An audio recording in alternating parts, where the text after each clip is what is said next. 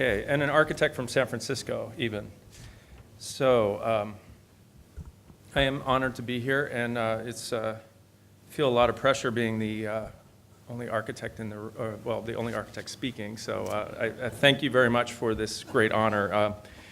You know, it's not unfamiliar territory for me being an architect at AECOM, being in a room of engineers, and I've been with the company for 18 years, and it's been fascinating. I started my career with AECOM here in Hong Kong.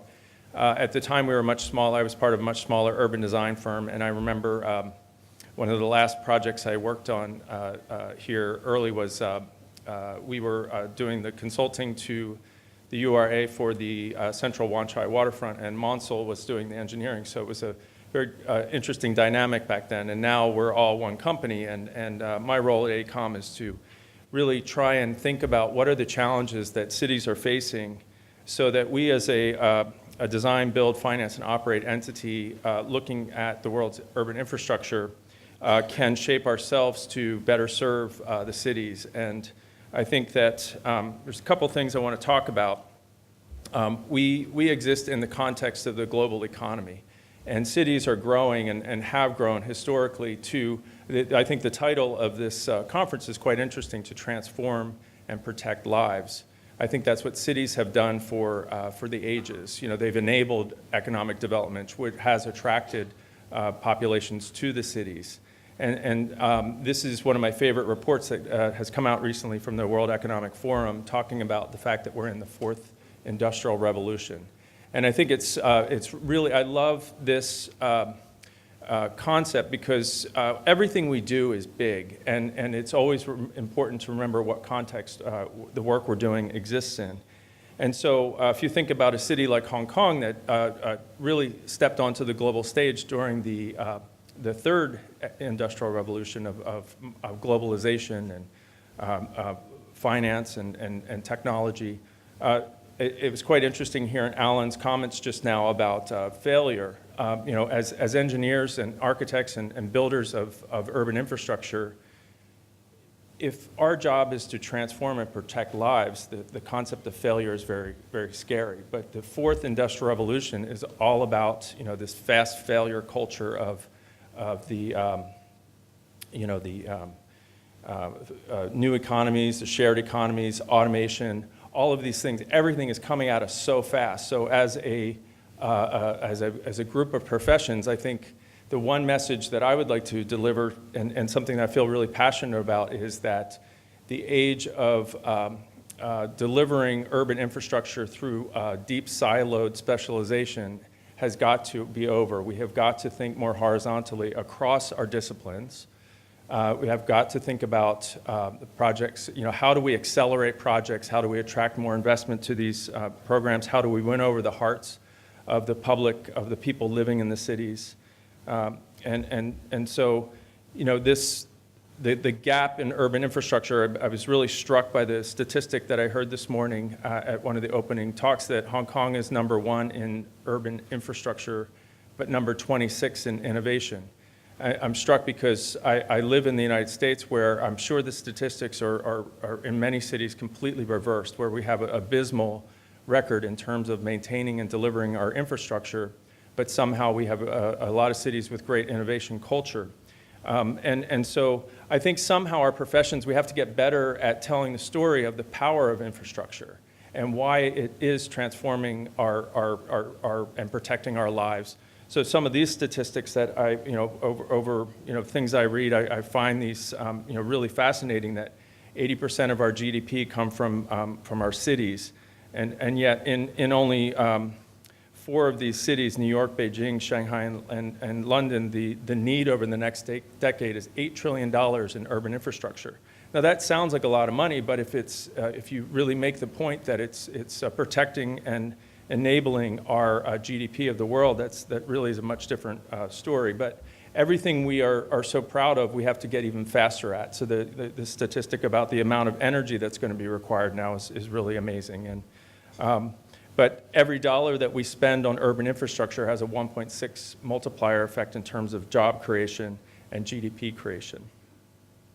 So I think, you know, I'm going to show a couple case studies I think that this idea of what are cities doing to be resilient and positioning themselves in this fourth industrial revolution is really interesting. So how are different cities responding to this? London, in the third industrial revolution, over the past 20, 30 years, they spent a lot of time positioning themselves as, it's said that New York and I know this is a little controversial maybe in Hong Kong to say this, but New York and London are characterized as the two alpha cities in the world. And how did New York and London do that over the past 20, 30 years?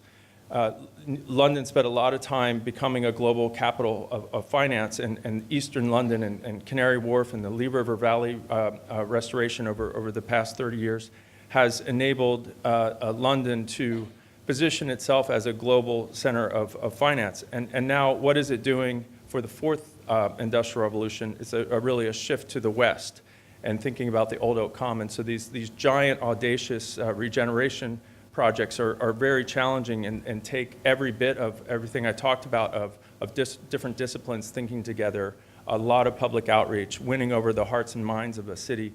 The Lee River Valley took a public vote to approve of that expenditure, and thinking of that as a great case study. Many cities model that now and thinking about their transformations with or without an event like an Olympics. I think another great case study is what Kuala Lumpur has done with its Kelang River, thinking about this really important challenge that it wasn't just an engineering solution of cleaning the water quality, but it was about thinking about the economic development potential. Thinking about, I think one of the things that's very important to mention that I believe that we're also, one of the big externalities that's driving our industries is this challenge with resiliency. So I like this topic of transforming and protecting our people, but really an event like it took the Malaysian government, a federal agency that looked at this river as the topic, and that brought together the river cleaning, so all the engineering, brought together all the real estate strategy, brought together all the public domain creation. So it wasn't, I think the big moment that we're in is that design is a key component to infrastructure. And I think that that's something that could help Hong Kong adjust some of those statistics of being 26, number one. So how could the amazing infrastructure expertise here benefit from thinking about being more design-driven in terms of public domain? So I think that can really, and it can be done without compromising the technical efficiency. So really think about the co-benefits. That's what the era that we're in, the resilience era, is really all about the co-benefits of a program. This is a program that we've been working in resiliency in New York came to the forefront after Superstorm Sandy. It really left the city struggling with thinking about very big, important areas of the city. There was a very famous Rebuild by Design competition that was funded by the Rockefeller Foundation and the U.S. federal government. Some of those sites, like the Lower Manhattan, had a lot of funding. They had big champions, big landowners, and coordinated efforts behind them, and so they've been advancing into implementation.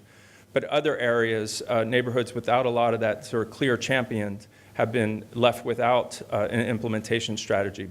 So we asked ourselves, one of the things I've been doing is asking a big question in cities is what projects aren't happening that should be happening. And this area of Red Hook is an area that's incredibly vulnerable to sea level rise. It has a dysfunctional port area. It's not connected to the lifeblood and the economy of New York, the greater New York, which is the subway. If you're not on a subway line, you're not connected to the New York economy. So in order to transform and protect this area, what we did was we looked at how you could help. We used this model, triple bottom line model, which is really, it helps to create a value for a social agenda like public open space or community development, affordable housing, and helps balance that and integrate it and give it a cost and a benefit so that it can be calculated. And this is where I think engineers are excellent. They always give you the right answer, But I think what the planners need to do is they need to help ask the right questions.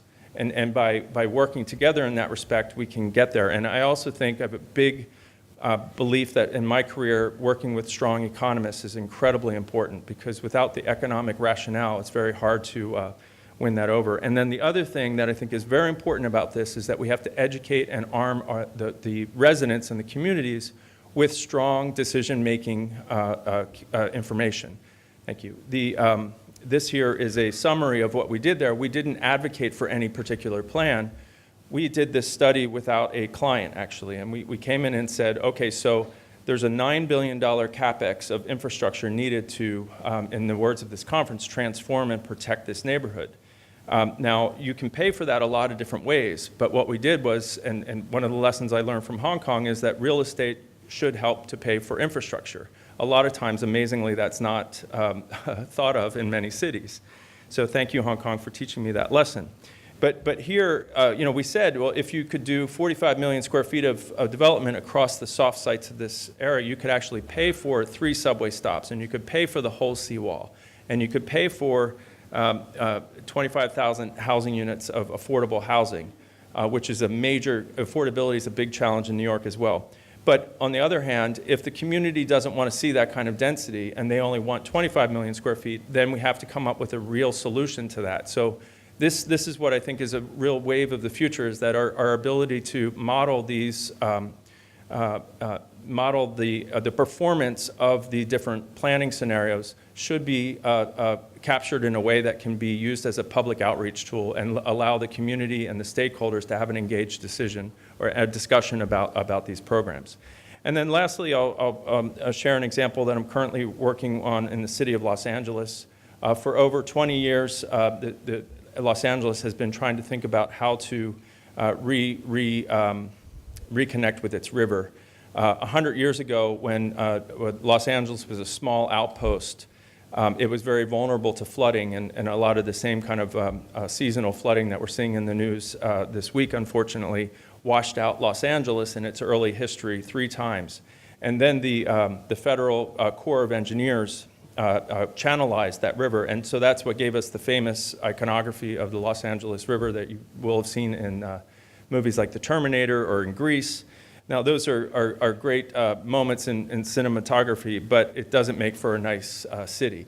And especially because that was a drainage ditch for 100 years, a lot of the land uses along that river were industrial that are no longer functioning. So Mayor Garcetti has a vision of, as LA enters into its 2nd century, and as the US capital of the Pacific Age, he really thinks that in order for LA to fully bloom in the 4th economic or industrial revolution, that it needs to rethink its relationship to the river. So we looked at how, and this is an interesting lesson for me, is that we looked at how current plans weren't talking with each other. So we looked at about a dozen different plans in and around this area, and amazingly, no one had ever put a composite and put all those plans together. So you had community groups in their best interest thinking about what they wanted their own community to do, but they weren't talking with the transportation agency, which were about to embark on billions of dollars of infrastructure improvements. And so what we did was we just put all those plans together like a big jigsaw puzzle. And then also importantly, we looked at the sustainability performance, which are sitting there in the policy of the city of Los Angeles, but no one was thinking about how, if you put all of these things together, it could help the city achieve its goals. So these are just 2 screenshots from our performance model of what would happen if you put all of the plans together. So you can go from a failing grade to a high performance grade. So thank you very much.